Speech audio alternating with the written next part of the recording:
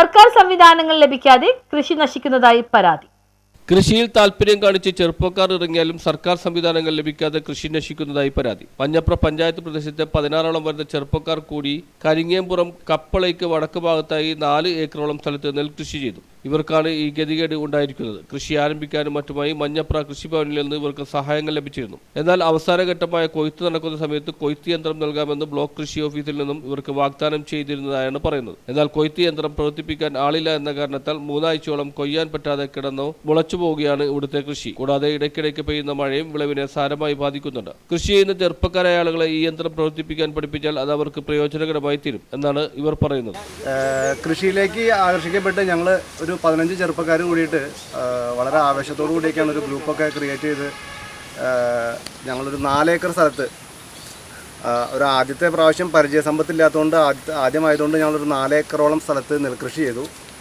ഈ നെൽകൃഷി ചെയ്യാനായിട്ട് ഇതിൻ്റെ തുടക്കത്തിലുള്ള സപ്പോർട്ടുകളെല്ലാം ഞങ്ങൾക്ക് മഞ്ഞപ്ര കൃഷിഭവൻ്റെ സൈഡിൽ നിന്ന് എല്ലാ സപ്പോർട്ടുകളും ഞങ്ങൾക്ക് കിട്ടിയിരുന്നു. പക്ഷേ അത് പോകെ പോകെ വന്ന് വിളവെടുപ്പിൻ്റെ സമയമായപ്പോഴത്തേക്കും ഇവിടെ മെഷീൻ വന്ന് കൊയ്യേണ്ട ഒരു സാഹചര്യമുള്ളൊരു സ്ഥലമാണ്. പക്ഷേ എന്നിരുന്നാലും ഒരു മാസത്തോളം ഞങ്ങൾ ഇതിനു വേണ്ടി അങ്കമാലി ബ്ലോക്കായിട്ട് നിരന്തരമായിട്ട് ബന്ധപ്പെട്ടുകൊണ്ടിരിക്കുന്നുണ്ട്. പക്ഷെ ഞങ്ങൾക്ക് അവിടെ അവരുടെ ഭാഗത്തുനിന്ന് ഒരു സപ്പോർട്ടും കിട്ടിയിട്ടില്ല. മെഷീൻ വന്ന് കൊയ്താറാണ് ഞങ്ങൾക്ക് ഇത് ലാഭത്തിലേക്ക് എത്തിക്കാൻ പറ്റുള്ളൂ. ഇപ്പോൾ ഇവിടെ ഞങ്ങൾ നേരിടുന്ന ഒരു പ്രശ്നമെന്ന് വെച്ചാൽ ബ്ലോക്കിൽ ഞങ്ങൾ ഇതിനെക്കുറിച്ച് സംസാരിച്ചു. നെല്ല് മൂത്ത് കിട്ടിയെന്നുള്ളൊരു നെല്ല് ഞങ്ങൾക്ക് വിളവെടുപ്പിന് സമയമായെന്ന് തുടങ്ങി ഞങ്ങൾ അവരായിട്ട് ബന്ധപ്പെടുന്നതാണ്.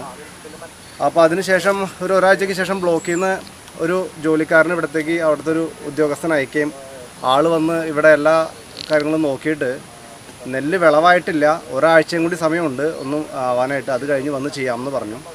ആ ഒരാഴ്ച കഴിഞ്ഞ് ഇന്ന് ഇപ്പോൾ ഏകദേശം ഒരു 3 ആഴ്ച വീണ്ടും കഴിഞ്ഞിരിക്കുകയാണ്.